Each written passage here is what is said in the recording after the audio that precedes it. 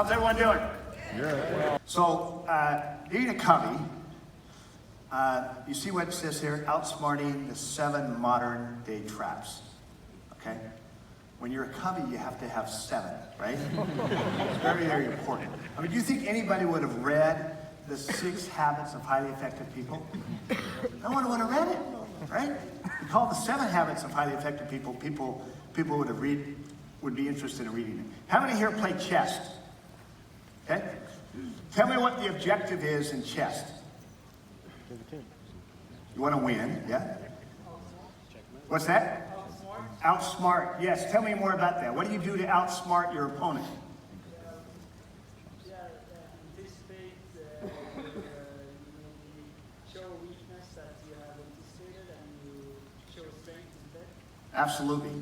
So you're kind of anticipating. I love the word that you use. You anticipate, you have a lot of forethought in terms of what you're doing. You're trying to get your opponent to fall into traps, right? Traps that you are setting them up to fall into, because you're several moves ahead of them.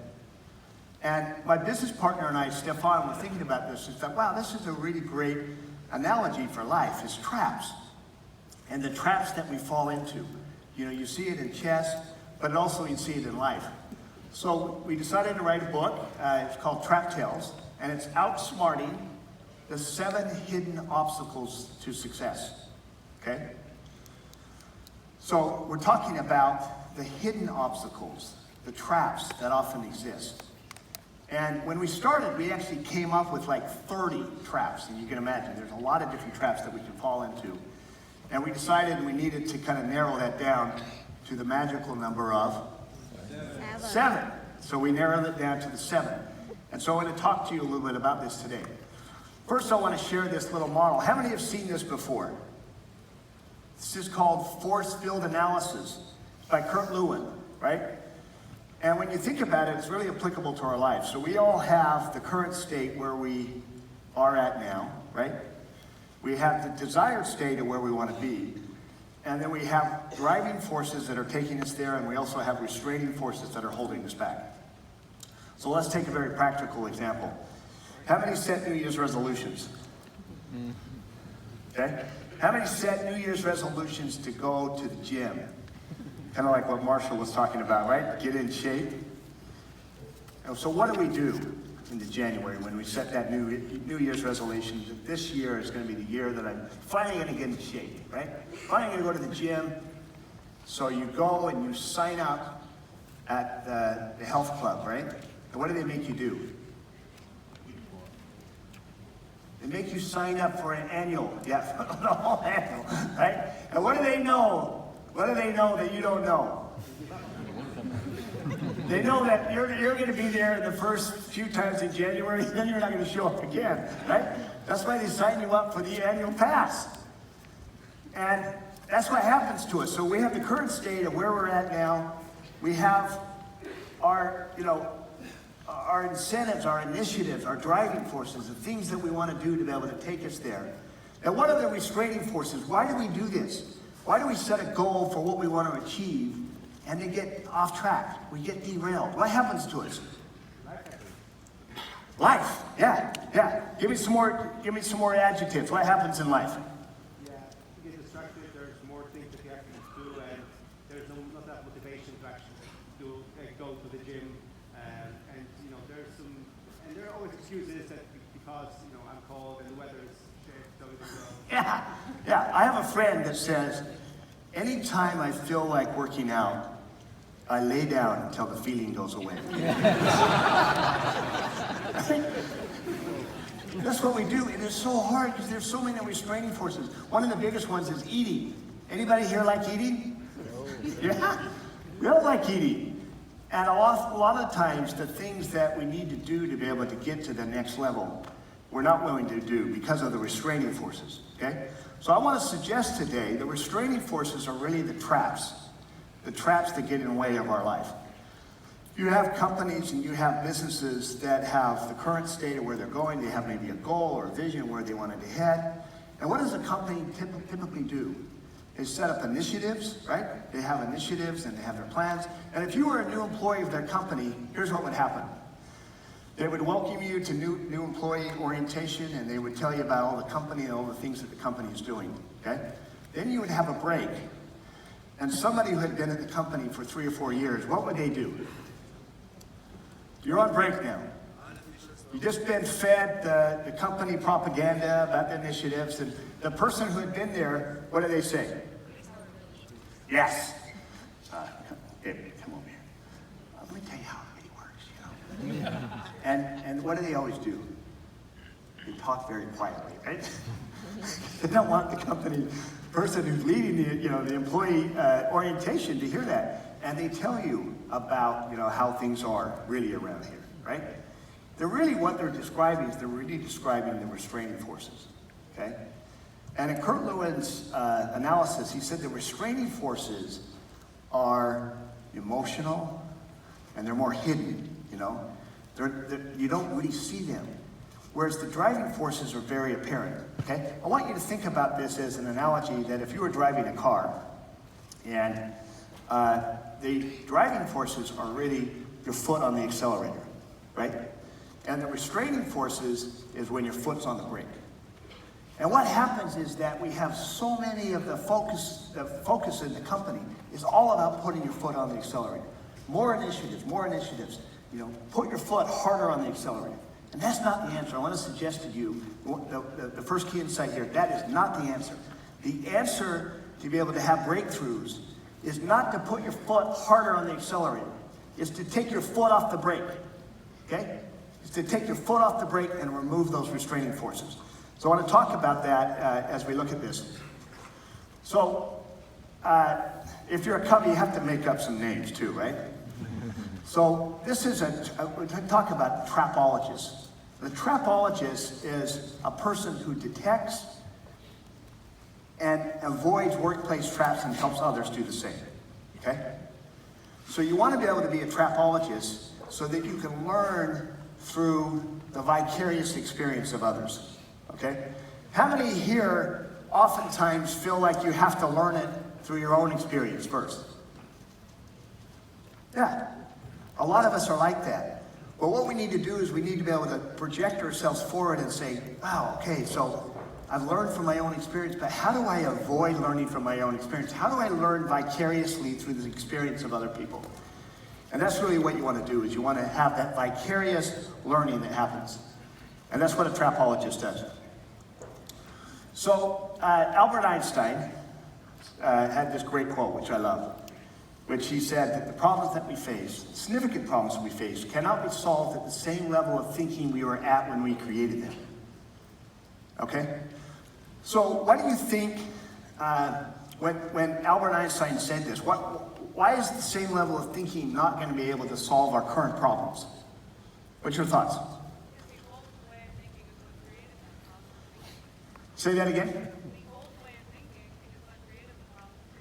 Okay, great, thank you. So the old way of thinking is what created the problem to begin with. Yes. Other responses to this?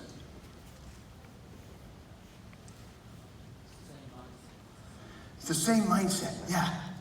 And in fact, I love studying companies and companies that change and companies that learn to adapt and adjust. On my plane ride over, I was reading the Fortune 500. I love, studying that. It took about the Fortune 500 companies in the United States. Last year, one company that you would never guess that has just kind of totally fallen apart is General Electric. Okay? Maybe some of you have worked at General Electric. Terrific company, seen as one of the best companies in the world to work with. Developing leaders, general managers, always have been seen as one of the best. Last year they lost $22 billion, okay? I don't think that they could have made $22 billion in 10 years' time. But last year they lost $22 billion. And a lot of times what happens is that we rest on our laurels, okay? We rest on what has brought us success in the past, or the conventional way of doing things, conventional way of thinking. And that same level of thinking is not going to get us out of the challenges and problems that we face. I loved hearing from Marshall, because you could just change the picture and put Marshall Goldsmith up there, because he said the exact same thing. Really, the key to maintaining high performance is to do things differently, okay? We have to do things differently. We can't do things the same way that we've always done it. We're not going to be able to get, so we have a problem here, and the way that we've done the solutions in the past is just not going to cut it, okay? We have to have a whole different mindset on how we think about it. So I want to talk to you about one of the traps. So I said that there are 7 traps, and this is trap 3, the ego trap, okay? So what do you think is happening in this picture here? You've got this person here that is, got their fingers crossed, and you've got their bosses here. Anybody want to venture? He's winging it. Yeah, he's lying. Yeah. Actually, that's exactly what it is. He's just handed in a report, and he's hoping that they won't find the mistakes, okay, in it. And it's the ego trap that we often fall into. It's maintaining a facade of perfection, okay? Now, you don't think this would be a problem with the social media today, right? Now, how many have looked at social media and looked at other people's lives and you go, wow, they look perfect. There's nothing wrong with them, right? They got amazing lives, they travel all over the world, they have all these friends, they have amazing clothes, okay? And do you think their life is really like that? No. Everybody has problems. And a lot of times we fall in this ego trap where we try to maintain this facade of perfection as if we can fool other people. But it's not really fooling anybody. We do this because of 3 reasons. We don't want to risk looking bad, okay?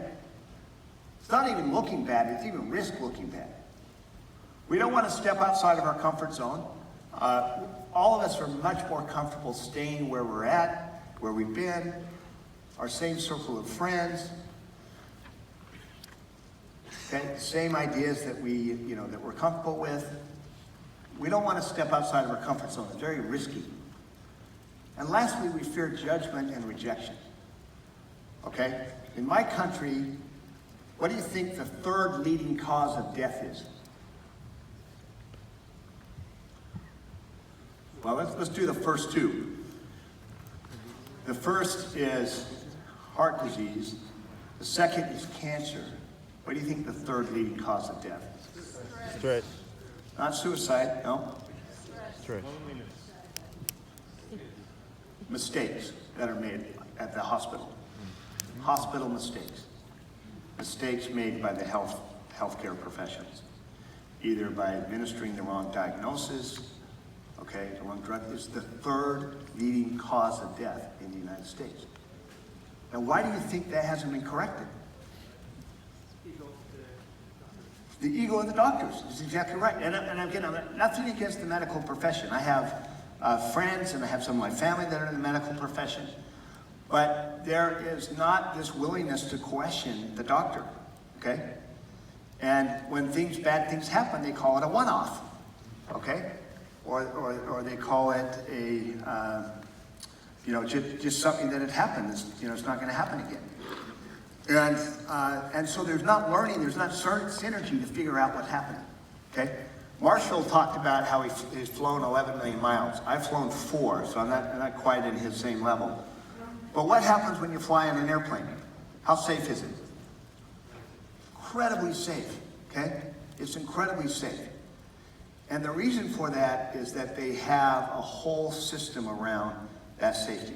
And anytime there's an accident, they dissect it and they figure out what went wrong and how do we avoid this in the future, okay?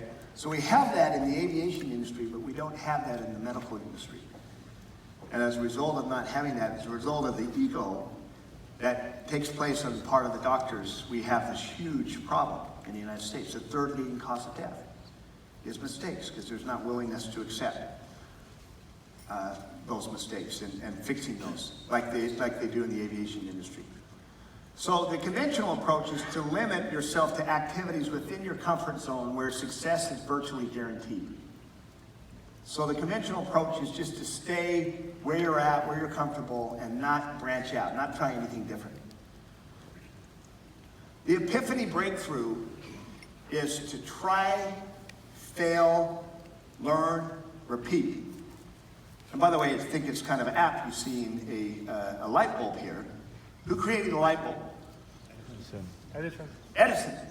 How long did it take him to do it? 10,000 times. 1,000 tries.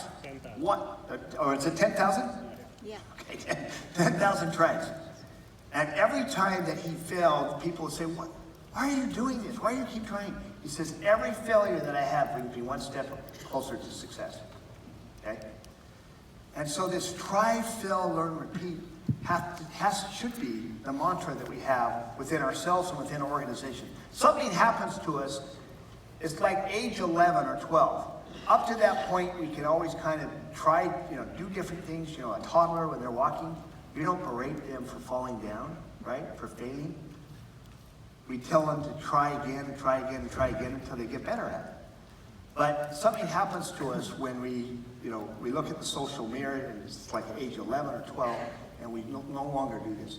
Could you imagine if you had this within the organizations? Rather than do things that you're comfortable with, that you're virtually guaranteed success, what if we had the mantra of try, fail, learn, repeat?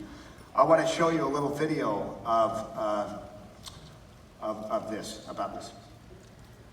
There's a myth about inventors that all you need is one good idea and you'll make your fortune.